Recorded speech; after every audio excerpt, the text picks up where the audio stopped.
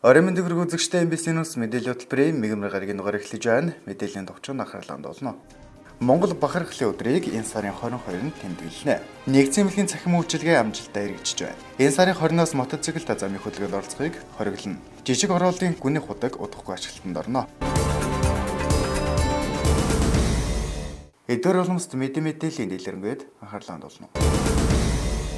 Мэдээлж байна. Монгол бахархлын өдрийг энэ сарын 22-нд улс орон дээр тэмдэглэн өнгөрүүлэх гэж байна. Энэ өдрийн хүрээнд манай аймагт бүхэн өргөнд урлаг соёлоор хэмжээ зохион байгуулагдах юм байна. Жил бүрийн өвлийн тэргуун сарын шөнийн нэгэнд их Чингис эзэн хааны мэндэлсэн өдрийг Монгол бахархлын өдөр болгон тэмдэглэж байхаар улсын хурлаас 2012 онд хуульчилсан. Өнгөрсөн жил өвлийн тэргуун сарын шөнийн нэг нь 11-р сарын 4-ний өдөр тохиож байсан ч энэ жил 11-р сарын 23-ны нэм гарагт Монгол бахархлын өдөр тохиож байгаа юм а. 2012 онд ерөнхийлөгч Илбэдор Чингис хааны мэндэлсэн огноог аль биесээр ёсчлох тухай зарлиг гаргасан байна.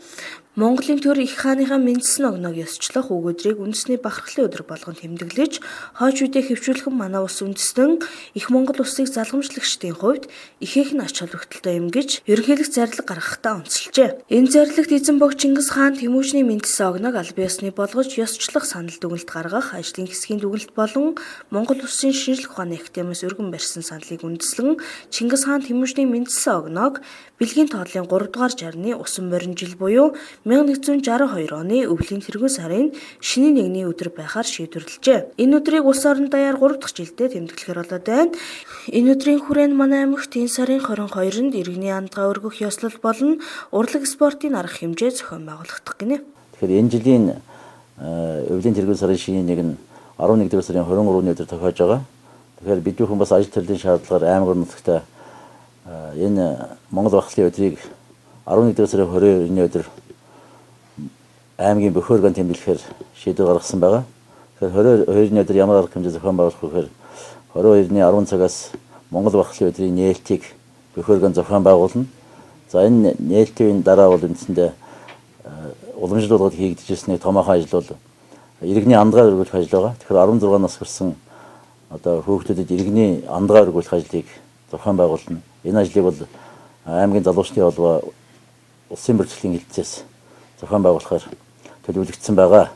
За үүний дараа бол ерөнхий боловсролын сургуулийн хүүхдүүдийн урлагийн тоглолт байж байгаа. Тэгэхээр бид бүхэн бас өнгөрсөн жилээс хүүхдүүд бүрийг хөгжүүлэх чиглэлээр хүүхдийн авиас хөтөлбөрийн хүрээнд урлаг, уран сайхан спортын нэлээд олон ажлууд хийгдсэн байгаа. Энэний нэг хэсэг болох урлагийн одоо тоглолтыг бид бүхэн үзэж сонирхноо. Тэгэхээр хүүхдүүд маань үндсэндээ бид нэр Монгол бахархлын өдрөөр хүүхдүүдийн сурсан зүйлээр бахархах ийм ажил зохион байгуул. За үдээс хойш 14 цагаас Монгол бахархлын өдөр зэрэгсэн үндэсний өвхийн барилдааны зохион байгуулалт. Үндэсний өдрийн барилдаа маань Монгол бахархлын өдөр буюу улс тун усны баяр өдөр зэрэгсэн барилдааныг нэгтгэн зохион байгуулж байгаа. Ингээд энэ одоо Монгол бахархлын өдрийг бидэрт иргэд та бүхнийг өргөнөөр оролцохыг урьж байна. Тэгэхээр энд бол манай иргэд өнгөрсөн жил оролцсон, энэ жил бас оролцох. Яагаад гэвэл энэ Монгол бахархлын өдрөөр бид нар монголоор бахархах ийм ажлыг зохион байгуулдаг учраас бүх хүмүүс одоо Монгол хувцастайгаа бүхэн өргөнд ирж Монгол бахархлын өдөрт оролцож энэ зохион байгуулсан ажлыг эцгийг та бүхнээс урьж байна. Монгол бахархлын өдөртэй холбогдуулан зарим ерөнхий боловсролын сургуулиуд Монгол дээл өмсөх шаардлага тавьж байгаа талаар иргэдээс санал гомдлорсон. Энэ нь иргэдийн амьдралд оройтж байгаа үний үед бас л нэг дарамт болж байгаа юм а. Хүн бүрийн амьдрал адилгүй учраас шаардсан зүйлийг аваад явах боломжгүй. Тиймээс энэ тал дээр сургуулийн удирдлагууд анхаарах шаардлагатай байна. Эрүүл мэндийн яамнаас цахим эмнэлэг төсөл хэрэгжиж эхэлсэн. Энэ төслийн хүрээнд 11-р сарын 3-наас цахим үйлчилгээ нэвтэрч иргэдэд чирэгдэл гүйцэж эхэлсэн байна. Өнөөдрөөс эхлэн эрүүл мэндийн үйлчилгээг өргөжүүлэх зорилгоор програмд өөрчлөлт оруулан ажиллаж эхэлсэн байна. Улс орон даяар цахим эмнэлэг төсөл хэрэгжиж эхлээд нэлээд хугацаа өнгөрч байна.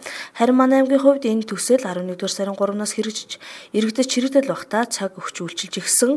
Тус төсөл нь эрүүл мэндийн салбарын шинжилгээний хүрээнд иргэн төвтэй өндөр чанартай эрүүл мэндийн тусламж үйлчилгээг нэвтрүүлэхэд эрүүл мэндийн мэдээллийн нэгдсэн системүүд болон цахим эрүүл мэндийн шийдлүүдийн таатай орчныг бүрдүүлэх зорилготой байна. Шинэ үйлчилгээ нэвтрснээр иргэдийн ажлыг хөнгөвчлөх эрүүл мэндийн үйлчилгээг нэгдсэн эмнэлгийн зүгээс хурдан шуурхаг хүргэх нөхцөлийг бүрдүүлж чадж байгаа юм. Өнөөдрийн байдлаар иргэдэд эрүүл мэндийн үйлчилгээг хүртээмжтэй олгох зорилгоор программыг засварлан илүү шуурхай болгож байгаа гинэ. Тэгэхээр 11 сарын 3-наас одоо эмнэлэгт цахим шинэ үйлчилгээ нэгдсэн байгаа. Тэгэхээр хүмүүст одоо хүртээмжийн хэр байна? Ер нь хүмүүс хэр үйлчлэмж? Тэгэхээр манай нэгдсэн эмнэлэгт эрүүл мэндийн яамны одоо цахим эмнэлэг төслийн хүрээнд 11 сарын 3-ны өдрөөс товлолт үйлчлэгээ буюу цахим бүртгэлийн үйлчлэгийг нэвтрүүлсэн байгаа. Тэгээд 11 сарын 3-ны өдрөөс нэвтрүүлж эхлээд бол ерөнхийдөө амжилттай явж байгаа. Гэхдээ яг энэ хугацаанд болохоор одоо эрүүл мэндийн яамнаас өгөгдсөн одоо програмынхаа дагуу одоо цагийн тохиргоо нь бол хязгаарлалтай хүмүүсийг бол өдөрт үзэх үзлэгийн тоонд хязгаарлалтай байсан. Тэгээд энэ хугацаанд болохоор тэр хязгаарлалтай байсан нь болохоор нэг талаар их дутагдaltaй талтай байсан л да. Энэ нь юу гэхээр одоо хүмүүстэй нэг өвчтөнд хүрч одоо хүндээ ингээ хүрч өөрчлөх үзүүлэх үйлчлэгээ маань чанарын хувьд бол сайн байсан. Гэхдээ тухайн өдөртөө бол хүний тоонд хязгаартай байсан учраас зарим нэгэн хүмүүс маань одоо үзүүлэхэд боломжгүй тий цаг нь дууссан гэдэг утгаар тэгж үзүүлж чадахгүй явдаг байсан бол өнөөдрөөс эхлээд тэрийг одоо хязгаарлалтыг болиулаад одоо өдөрт ирсэн хүн бүрийг одоо буцаахгүйгээр үзүүлэхээр ингээ болсон байгаа.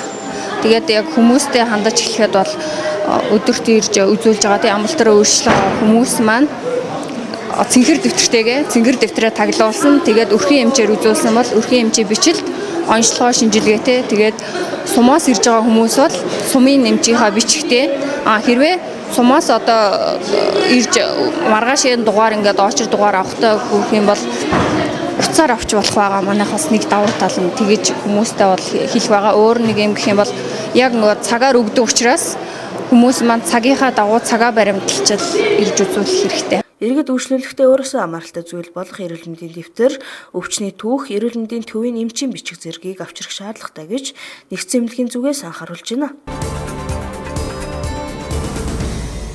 Өнгөрсөн оноос хүүдний үйлрэлд мотоциклда замын хөдөлгөөнд оролцохгүй байх засаг даргын захирамжийг хэрэгжүүлж эхэлсэн билээ. Тэгвэл энэ захирамж дахин хэрэгжиж энэ сарын 20-ноос эх оны 4-р сар хүртэл дахин үргэлжлэхээр болсон байна. Аймгийн засаг даргын захирамжаар хүүдний үйлрэл эхэлж зорчих хэсгийн гадаргууд хальтрахаа гулгаа үүсч автос замын нөхцөл байдал хүндэрсэн үед мотоциклда замын хөдөлгөөнд оролцогчдыг осол гэмтлээс урьдчилан сэргийлэх зорилгоор Улаангом сумын нутаг дэвсгэрт мотоциклда замын хөдөлгөөнд оролцохыг хориглосон шийдвэрийг өнгөрсөн жил гаргасан энэ захирамж энэ сарын 20-ноос 2015 оны 4-р сарын 1-ний хүртэл дахин үргэлжлэхээр болсон байна. Энэ захирамжийн дагуу зөрчил гаргасан жолооч нарт хөдөлгөөний аюулгүй байдлыг хангах тасаг хариуцлага тооцсон хяналт тавьж ажиллах юм а. Юуны аймгийн засаг даргын 2014-ний 11 сарын 12-ны өдрийн А-дураа 700 дут захирамж гарсан байгаа. Энэ захирамжийн юу гэхээр одоо 2014-ний 11 сарын 20-наас 15-ны 4 сарын 20 хүртэл Улаангом сумын нутаг дэвсгэр хэмжээнд мотоциклыг хөдөлгөөнд оролцохгүй байх захирамж гарсан байгаа. Иймээс одоо мотоциклээр хөдөлгөөнд оролцож жолоочнор маань одоо 11 сарын 20-наас эхлэн мотоцикл одоо аймгийн төвд хөдөлгөөнд оролцохгүй болохыг анхааруулж байна. Тиймээс мотоциклтэй иргэд энэ сарын 20-ны өдрөөс замын хөдөлгөөнд оролцохгүй байхыг анхаарууллаа. Энэ захирамжийг зөрчсөн тохиолдолд захиргааны хариуцлагын тухай хуулиар доргох арга хэмжээ авах юм байна. 2014-ний 11 сарын 12-ны А700 захирамж аймгийн засаг даргын бол захирамж гарсан. За энэ нь бол өгсөн бэхээр мотоциклийн хөдөлгөөнийг төр хугацаагаар хориглох тухай гэсэн. За Монгол Улсын засаг захиргааны нутгийн нэгжийн тухай хуулиараа 29/29/1-ийн 6, за гэмт хэрэгээс урьдчилан сэргийлэх тухай хуулийн 7-р зүйлийн 7-гийн 6-гийн 1, замын хөдөлгөөний аюулгүй байдлын тухай хуулийн 15-р зүйлийн 15-ийн 1, 15-2 дахь заалтуудыг үндэслээд ингээд захирамжилсан байж байгаамаа. За энэ юу гэхээр хүйтний үйлрэл эхэлж байхдаа холбогдуулаад замын зорчих хэсгүүдэд хальтраа гулгаа үүсний улмаас бол мотоциклтэй үед бол замын хөдөлгөөнд оролцогчдын эрүүл мэнд осол гэмтлээс урьдчилан сэргийлэх учиршуулах хор хохирол эрсдлийг бол багасгах, замын хөдөлгөөний аюулгүй байдлыг хангуулах зорилгоор бол Улаангом сумын нутаг дэвсгэрт мотоциклтэйгээр бол замын хөдөлгөөнд оролцохыг 14 оны 11 сарын 20-ны өдрөөс 15 оны 4-р сарын 1-ний хүртэл төр хугацаанд бол төр хугацаагаар бол хориглосон байж байгаа. За энийг бол энэ ажлыг бол холбогдлоо хэрэгжилтэнд бол захирамжийн хэрэгжилтийн хяналт тавьж ажиллахыг бол цагдаагийн байгууллагад бол даалгасан байж байгаа. Мөн энэтэй холбогдол захирамжтай холбогдуулаад энэ гаргасан цаашид хойш тавих асуудлууд тавих саналуудыг бол ингэж аймгийн засаг даргад бол зөвлөл хэлэлцүүлж байхыг бол аймгийн цагдаагийн газрын дарга Батан Марагчаа мөн замын хөдөлгөөний аюулгүй байдлыг хангах засгийн дарга цагдаагийн дэд турандаа баяр магнаа нарт бол үүрэг болгосон юм захирамж байгаа. За энэ бол 11 сарын 12-ны өдрөөс эхлүүл ингэж хэрэгжиж эхэлнэ. 11 сарын 20-ны өдрөөс эхлүүл ингэж хэрэгжиж эхлэх ийм захирамж байж байгаа. За энэ нүхэнд бол бас гэмтрээс урдсан сэргийлэх чиглэлээр бас цагдаагийн байгууллагатай манай хуулийн хэлцээний зүгээс бол хамтарч ажиллаж байгаагийн хувьд бол иргэд бол та бүхэн бас энэ зархимжийн хэрэгжилтийг биелэлтийг бол хангаж хөдөлгөөний аюулгүй байдлыг хангаж ингэж энэ хугацаанд бол идэвхтэй оролцохыг та бүхэндээс уриалж байна. Манай телевизийн болжины бушгийн нэвтрүүлэгт жишиг хорооллын худаг ашиглалтанд орохгүй байгааг улмаас Орсын суугчид нь ундны усаа холоос зөөрлөж байна гэсэн гомдол ирсэн. Энэхүү гомдлын дагуу энэ худаг хэзээ ашиглалтанд орох талаар холбогд байгууллагуудаас нь тодорхойлсон юм. Улаан өмсөмлийн жил орон нутгийн хөгжлийн сангийн хөрөнгөөр улаасны хэв 400 айлын жишг хороол баригдсан. Тус ажлын тендерт 6 компани оролцсноос ураг болон компани 5 голын шим хоршоо 2 шалгарч тус ажлыг хийж гүйцэтгэсэн байна. Жишг хорооллын 400 айлын 2 тал хашаа 2.5 сая, 3 тал хашаа 3 сая 250 мянга, 4 тал хашаа 3.5 сая төгрөгөөр зарагдаж байгаа юм. Энэ хороолд эхний ээлжинд 2 худал гарган гисж байсан ч өнөөдрийн байдлаар худгийн асуудал ашиглалтанд орж биелэлээ олоогүй л байна. Хэзээ ашиглалтанд орох хийн хариуцах тодруулсан юм а. Одоо жижиг хүний худаг дайраа баашин барилга байх гэдэг дундын өмчлөлийн өнөөр байхаар худаг гаргаж 2 худаг гаргасан байгаа. Тэр 2 хэсэг хороолд нэг хороолдоор нь бол нэг айл, нөгөө айл дээр нэг 6 айл, нийтдээ нэг 6-7 айл тэр хороолд удагаар буутсан байгаа. Тэгээд эцэгтэр засаг даргын орлогчтой хамт очих газар дээр нь үзээд гүйцэтгэгч компанитай яриад жишг хорооллын тэр уртлын худгийг нь ашиглалтанд оруулахаар өнөө маргааш ашиглалтанд оруулахаар гүйцэтгэгч компанийн нөхдөд нь ярьсан. Тэр цахилгаан туг тавьсан газар нь бол гэр хорооллын юундаа нэг тоолоор тавьж агаад тэр тоолоороос туг аваад хажуу талд нэг хаус жижиг хаусаас найлага тэр айлд эзэмшигч хайр нь тавьж ажиллуулахаар болсон. Энэ бол 0.75 кВт-ийн мотор. Тэр нь сарын хэрэглээ тэр 6 айлд бол нэг хуйлны 3,000 төгрөгөөс хэтрэхгүй тогж гарахгүй байх юм. Бараг 1,000 төгрөг дотор гарах болов гэж бодож байна. Нэг ус авах төдийгээр ажиглагдана. За энэ тогийг бол дотор нь энэ хайрцагын дотор байгаа. Хайрцагын дотроо бол туг салгаж тавьж өгнө. Тэгээд тэр гадна талд нь бол унтраалгатай нөгөөдгөр ус авдаг. Дуртай цагт усаа, дуртай цагт асаахаар оройн 18 цагаас хоошоо бол худгийг бол ажилуулахгүйгээр дотор нь тогийн салгаад ийм байдлаар үйл ажиллагаа явуулна гэж ярьж шийдвэрсэн байгаа. Тэгэхээр одоо ямар компани гүйцэтгэж байгаа вэ? Эгчнээ төрний өртөгт одоо юм уу босч байгаа. 26.5 сая төгрөгөөр 3 худаг барьж байгаа. Energy Imper гэж бол захиралтай компани барьж гүйцэтгсэн. Худгийн хувьд бол эдгээр бололцооны орчин цагийн шийдлэр хийгдсэн дажгүй худаг гэж тооцож байгаа.